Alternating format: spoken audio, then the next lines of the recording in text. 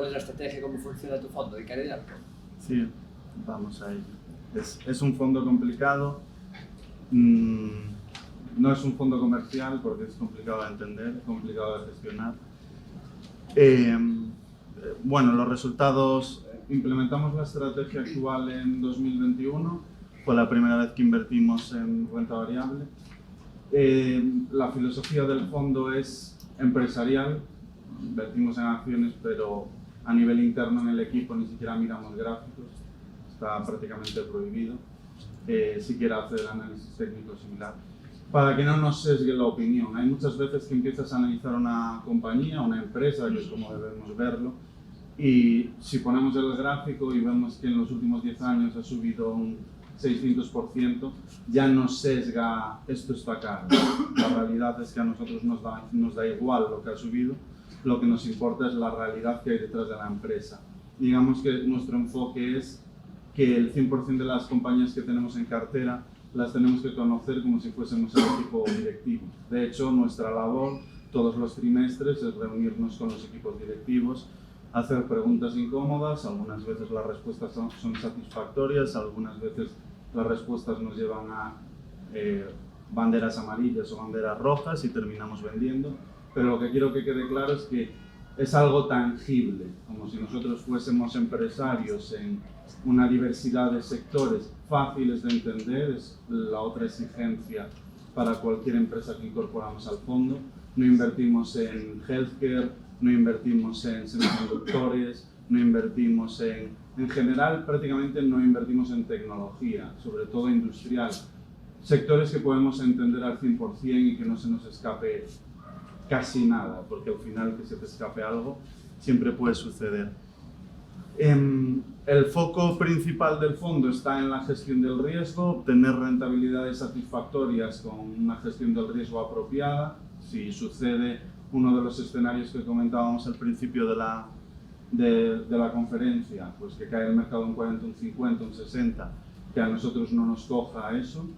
Eso tiene un coste de oportunidad, pues ahora mismo el fondo está más 7,10 en el año, después de comisiones, y si estuviésemos 100% invertidos en empresas sin protección, el fondo estaría más 14.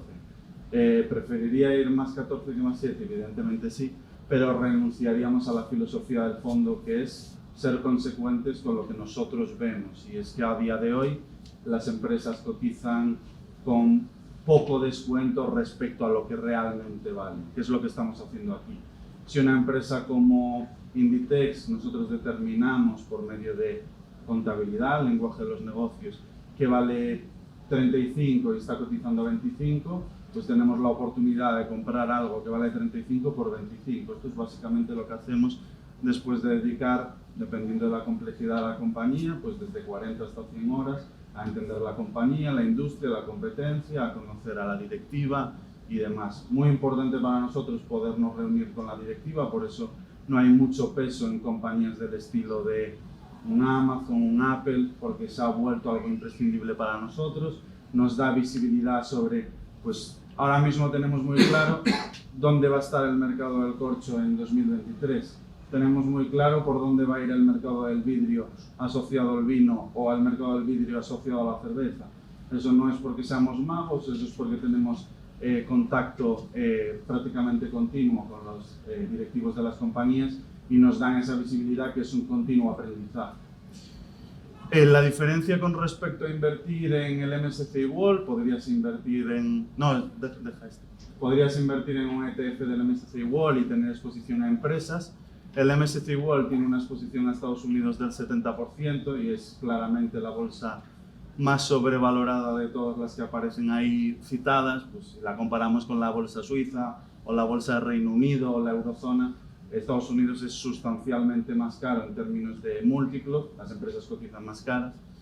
De hecho, cotizan bastante por encima de su media histórica. Esto quiere decir que las empresas están más caras de lo que han estado por término medio los últimos 50 años. Y la diferencia en el caso de nuestro fondo es que mientras que el MSCI World tiene una exposición a Estados Unidos del 70%, nosotros tenemos una exposición del 23% a Estados Unidos, un 6,6% a Canadá, un 38,5% a la eurozona, un 15% al Reino Unido, países nórdicos casi un 9%, Suiza un 4%, Pacífico, que es solamente Nueva Zelanda, un 4%, y emergentes no tenemos porque determinamos en el año 2021 que no queríamos invertir en China por el riesgo que conlleva, porque no podemos tener el contacto con los directivos que nos gustaría y porque no hay la misma transparencia que hay en los países en los que invertimos. Además de eso, intentamos no exponernos a modas. La renta variable, para los que llevéis años invirtiendo, sabréis que funciona por modas constantemente. Hace 5 años todo el mundo quería invertir en value investing, en compañías baratas, y fondos como Cobas y Advalor aparecían como setas. A partir del año 2019-2020 nadie quería invertir en value investing, parecía que ya había dejado de funcionar y que era una basura. Todo el mundo quería invertir en tecnología y en empresas de crecimiento. Vivimos uno de los años más irracionales de la historia, que fue el año 2020, donde compañías que no generaban beneficio llegaron a cotizar a 30-40 veces ventas, cuando lo normal en una compañía es que cotice a 1, 5 o 6 veces ventas. Hablamos de una absoluta aberración. Y bueno, en los últimos años, lo que es 2021 y 2022, pues tenemos la moda de los sectores más cíclicos, porque estamos en la última fase del ciclo y no atiende más que a eso, la economía cíclica, y dependiendo de la fase del ciclo económico en el que estás, hay un perfil de empresas que se ve más beneficiadas que otras. En un pico del ciclo, en la fase más tardía de la economía, lo que suele verse beneficiado son las materias primas. ¿Por qué? Pues porque los estados, las economías, el crédito está funcionando en sexta marcha, a todo trapo, y para abastecer toda esa producción hace falta materias primas. Así que lo que tenemos ahora mismo de moda, año 2021 y 2022, son las materias primas, que seguramente cuando el ciclo se dé la vuelta, que parece que queda menos que más, sea uno de los sectores que más pueda sufrir. ¿Nosotros qué hacemos? Nos exponemos por igual a las diferentes categorías de inversión, con algo de flexibilidad. Por igual sería tener 33% en empresas de calidad, 33% en value y 33% en empresas de crecimiento. No tenemos exactamente un 33 porque las oportunidades predominan más en unos sectores que en otros, pero sí que intentamos tener una cartera lo más equilibrada posible. Ahora mismo tenemos un 38% en empresas de calidad. Empresas de calidad son empresas que incluso en una recesión las ventas no se resienten, pueden incrementar su facturación, que tienen márgenes del 20-30%, que son altamente predecibles y sobre todo que puedes determinar, y veremos ejemplos de ello, dentro de 10 años o incluso 20, dónde va a estar la empresa, algo que es muchísimo más difícil de determinar en una empresa tecnológica. Las empresas value son las que cotizan más baratas, que suele ser el sector industrial o el sector industrial o financiero similar, y growth más ligado a tecnología. Y por último, pues donde tenemos más peso, ya lo dije al principio, tenemos casi un 70% en mid caps y small caps, en pequeñas compañías. De hecho, la capitalización media del fondo está por debajo de los 2.000 millones y son compañías que suelen estar en 200, 300, 400, 500 millones de euros, pasado a euros. ¿Por qué nos exponemos más a esas compañías? Uno, porque los equipos directivos están más abiertos a recibirnos, son más transparentes y tienen una mejor comunicación. Y dos, porque no están cubiertas por analistas en la misma cantidad que puede estar cubierta Apple. Pues si nosotros intentamos analizar Apple, ¿cuántos analistas la cubren? Igual 200 analistas. Si nosotros analizamos alguna de las compañías que vamos a ver de ejemplo, como por ejemplo TFF, que es el líder de barricas de vino a nivel mundial, ¿cuántos analistas la cubren? 2. La diferencia entre 200 y 2 es relevante, lo cual lleva a que en las compañías de pequeña capitalización haya mayores ineficiencias que en las de gran capitalización y en el largo plazo sean más rentables. Hablábamos al principio de la protección y aquí está el resumen de la protección que tiene el fondo, que lo hace a través de opciones. Es una protección relativamente compleja. Para los que os gustan las opciones no es simplemente comprar una put, es algo más. Y lo importante a donde quiero llegar es que lo que tenéis aquí es que si el fondo sube, o sea, si la bolsa sube, perdonad, si la bolsa sube, nosotros capturaríamos, si la bolsa sube un 42%, capturaríamos un 61% de la subida. Si la bolsa sube un 14%, perdón, capturaríamos un 52%. Si la bolsa sube un 1%, pues capturaríamos un porcentaje. Esto asumiendo que la cartera de empresas que tenemos en el fondo lo hace igual de bien que el índice con el que nos cubrimos. Esto ya son términos complejos. Desde 2021, la cartera de empresas que tenemos siempre lo ha hecho mejor que el índice, por lo que la captura en las subidas ha sido superior que la que veis ahí. Pero eso es asumiendo que nuestra cartera lo hace exactamente igual que el índice europeo, en este caso el DAX. Y por abajo lo que veis es que si el índice cae un 57% en la última fila, el fondo debería de estar más o menos en un 16% si nuestra cartera lo hace igual que el índice. Y si cae un 43%, pues nosotros deberíamos estar en el entorno de un 17% y nunca va a ir a más de ese 16% si lo hacemos igual que el índice. Así que por el lado de arriba, por el lado de las subidas, participamos en las subidas. Prueba de ello es, por ejemplo, el 2023, que después de comisiones estamos en más 7, y en 2021, no recuerdo, pero creo que hicimos más 10, no estoy seguro. Y en años de caídas, pues el fondo protege. El año 2022 fue muy malo para la renta variable, Estados Unidos cayó un 20 y pico %, nosotros creo que caímos un 10%, por ahí debía de andar, en un año donde la renta variable sufrió bastante. Y aquí os pongo, bueno, esto trasladado a datos objetivos, os pongo los días de más caídas, los días de caídas más grandes en el pasado reciente, en el año 2023 y 2022. Vemos, por ejemplo, que el 15 de marzo de 2023 el Eurostoxx cayó un 3,46, el fondo cayó un 0. El Eurostoxx el 13 de marzo cayó un 3%, el fondo cayó un 0,18. El Eurostoxx el 4 de marzo cayó un 5%, el fondo cayó un 0,9.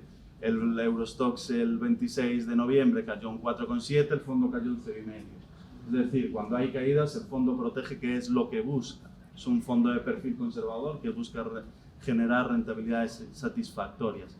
Si nos vamos al lado de Estados Unidos, pues sucede lo mismo. El 13 de septiembre de 2022 el S&P 500 cayó un 4,3 y el fondo un 0,9. Y el 18 de mayo el S&P 500 cayó un 4 y el fondo cayó creo que pone un 1. Básicamente cae bastante menos y si viene una recesión esto se acentuará más. Objetivo, tener rentabilidades buenas en el largo plazo sin grandes sobresaltos. Y hablaba de ejemplos de compañías que tenemos en cartera donde podemos saber el estado, dónde vamos a ubicar a la compañía dentro de 10 o incluso 20 años. Bueno, pues un ejemplo de ello es Verallia. La industria del vidrio en Europa es muy diferente a Estados Unidos. Es una industria donde prácticamente solo hay 3 empresas, solo hay 3 players que se reparten casi la totalidad de la cuota de mercado, donde se llega a acuerdo de precios. No es legal llegar a acuerdo de precios, pero es la realidad, es lo que sucede. En el entorno inflacionario que hemos vivido en 2022, donde la inflación era superior al 10%, Verallia o Vidrala, que es el líder en España del sector del vidrio, es una empresa española, subieron precios un 15% en 2022. Esto solo lo puede hacer una empresa que tiene pricing power, que es un oligopolio. Y en 2023 la subida de precios va a ser del 10%. La industria del vidrio, en el caso de Verallia, el 50% de sus ventas están ligadas al sector del vino, que es un sector tremendamente estable que apenas sufre en recesión. Y en el caso de Vidrala, la española, más expuesto a la industria de la cerveza, 50% de sus ventas. Y en definitiva, es una industria que incluso en una crisis como 2008, y lo podemos ver en el caso de las cuentas de Vidrala, prácticamente no sufre. Prácticamente las ventas no caen o incluso crecen. Los márgenes los veis en el gráfico, son tremendamente estables, márgenes brutos del 70%, que son una absoluta barbaridad, un margen sobre el flujo de caja que genera, sobre la caja que genera con su negocio también cercano al 20%, y en definitiva esto funciona como un oligopolio, hay solo 3 empresas, porque esta industria tiene la peculiaridad de que es muy intensivo en capital. Para fabricar, para producir el vidrio hace falta construir los hornos, que conllevan un capex, un gasto gigantesco. Hablamos de, creo que ponía ahí, porque no unos 100 millones, si no me equivoco, y unos plazos de entre 18 y 24 meses, plazos largos. Y lo bueno es que esto es como cuando se construye un supermercado o un centro comercial en una zona rural de poca población. Si hay un centro comercial para 1000 habitantes, seguramente no haya un segundo porque no tiene sentido. Aquí, cuando se construye un horno, es un monopolio para toda la zona que le rodea. ¿Por qué? Porque el transporte del vidrio es tremendamente caro. Y si desde una zona, por ejemplo, desde la zona gallega, intentamos abastecer al mercado francés, no vamos a ser competitivos y nuestros márgenes van a caer en picado. La competencia nos cruje. Cómo funciona es que cada horno y cada compañía se centra en determinadas áreas geográficas y prácticamente no compiten, conviven, repartiéndose los trozos de la tarta. Por eso funciona como un oligopolio, por eso los márgenes son tan estables y por eso la industria es tan atractiva para nosotros. ¿Seguiremos bebiendo vino en vidrio o cerveza en vidrio o derivados dentro de 10-20 años? Pues apuesto porque sí. El ESG le favorece, es un producto sostenible que cada vez va a más, al contrario que, pues, por ejemplo, podría ser el plástico. Otra compañía que demuestra la filosofía del fondo de dónde estará esta compañía dentro de 100 años, pues me atrevo a decir que en el mismo sitio.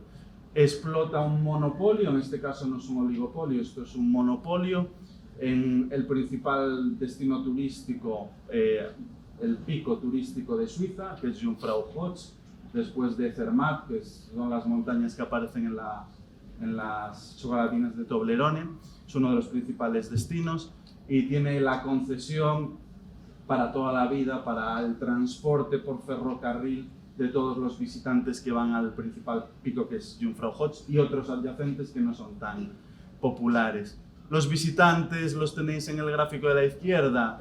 Prácticamente todos los años está limitado el número de visitantes porque lo superan. Hablamos de 1 millón de visitantes al año y lo que han hecho en el año 2022 es el proyecto más ambicioso de su historia. Esto es una compañía que capitaliza 500 millones de euros más o menos. Han invertido unos 300 en construir una especie de teleférico gigante que comunica los diferentes puntos de la montaña para que haya una mayor rotación de visitantes y los tiempos de desplazamiento sean mucho menores y más cómodos. ¿Qué conseguimos esto? Con esto, que en vez de 1 millón de visitantes podamos tener 1.100.000, 1.150.000, que podamos subir precios porque la visita es de más calidad y además los precios aquí son tremendamente inelásticos porque el visitante que acude a los picos de Suiza es un visitante de alto poder adquisitivo y lo veis arriba a la derecha en el gráfico donde las ventas en 2008 no es que no cayesen, es que crecieron. Es una empresa tremendamente resiliente que cotiza a muy buen precio, muy por debajo de lo que cotizan los índices europeos o lo que cotiza, por ejemplo, el S&P 500 que hablábamos. Y por último, pues una empresa también del mismo estilo que las anteriores, el sector del corcho.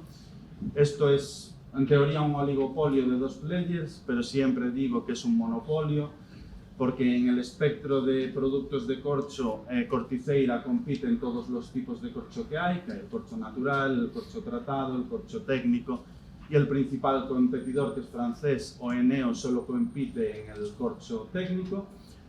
Corticeira acude al mercado primario, es decir, va al propio Alcornó, que por medio de acuerdos se extrae y ya lo compra en el mercado primario. Oeneo va al mercado secundario, ya el corcho está producido, por lo que Corticeira está en toda la cadena de valor, Oeneo no, y como digo, no compiten en lo mismo. El corcho en el vino sabéis que es predominante, la cuota de mercado ahora mismo es el 60%. En el año 2000 era del 80%, pero en el sector del corcho hubo un problema que se denomina, si no me equivoco, TCA, que es que en el propio corcho se deterioraba, aparecía como una especie de enfermedad que hacía que el vino, cuando entraba en contacto con ese tipo de corcho, sabía mal, sabía a cartón podrido. A partir del año 2007, Corticeira ya garantiza que en el 100% de los corchos que produce está garantizado que no hay TCA, al 100%, en una prueba que hace para los principales productores y les garantiza que es imposible que lo tenga. Y bueno, pues es una empresa expuesta al sector del corcho, que también es ING, que es altamente predominante en el sector del vino, y que las bebidas tipo tequila, ginebra, cada vez adoptan más el corcho para utilizarlo. Es algo que crece a doble dígito, por encima del 15%. Corticeira recoge toda esa demanda del mismo, y hablamos otra vez de una empresa donde en 2008 las ventas prácticamente no sufren, donde hay un alto pricing power. De hecho, cada vez que sube el precio del corcho, ellos suben los precios a los clientes, y lo bueno es que cuando el corcho revierte, porque el corcho es como una materia prima, es cíclico, oscila en base a un valor medio al que siempre termina volviendo, sube los precios, y cuando el corcho vuelve a su valor natural, no revierte esas subidas de precios. Y es por ello que en el primer gráfico de la izquierda vemos que los márgenes de Corticeira en el año 2007 estaban en el 10%, y ahora mismo, cuando normalicemos después del COVID y todos los problemas que ha habido en las cadenas de suministro, estarán en el objetivo que tiene la directiva, que es del 19%. Han duplicado los márgenes, pricing power, etcétera, etcétera. ¿Dónde estará la compañía dentro de 10 años? Pues es fácil verlo. En cambio, una compañía como Meta o Alphabet, que son grandes compañías, pues dentro de 10 años es un sector muchísimo más variable, donde nos sentimos algo menos cómodos. Bueno, capitulando un poco, por lo que entiendo, en vez de invertir en todas las empresas del índice, invertís en las mejores empresas, en las que son más fuertes, con menos competencia y con poca deuda, ¿no? Más seguras, por lo que estáis consiguiendo una rentabilidad en esas empresas mayor que la del mercado, ¿no? Mayor que la de los índices. Bueno, matizable, porque no tenemos la misma exposición que el mercado. Nuestra exposición a renta variable es del 50%. Y tenéis las coberturas que hacen que tengamos mucha menos volatilidad que el mercado, ¿no? Correcto. Bueno, al final el fondo lo que busca es invertir en empresas que tengan bajo riesgo de valor terminal. Es decir, que haya muy pocas probabilidades de tener pérdidas no recuperables.